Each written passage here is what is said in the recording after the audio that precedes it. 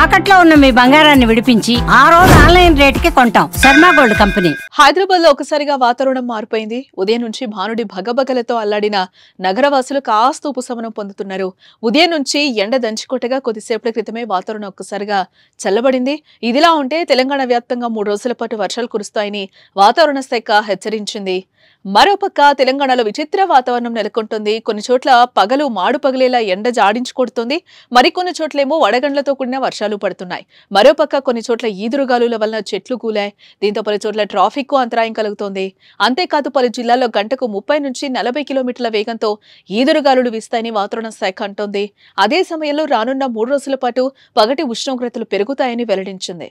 2 నుంచి 3 డిగ్రీల మేర ఉష్ణోగ్రతలు పెరిగే అవకాశం ఉందని వాతావరణ శాఖ అధికారులు అంటున్నారు.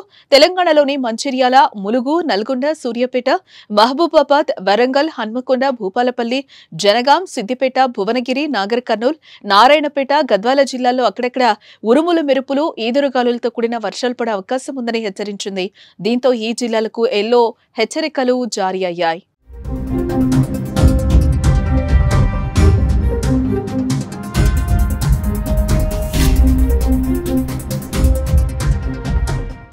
ఇదిలా ఉంటే హైదరాబాద్ లో కొన్ని ప్రాంతాల్లో వాన కురిసింది.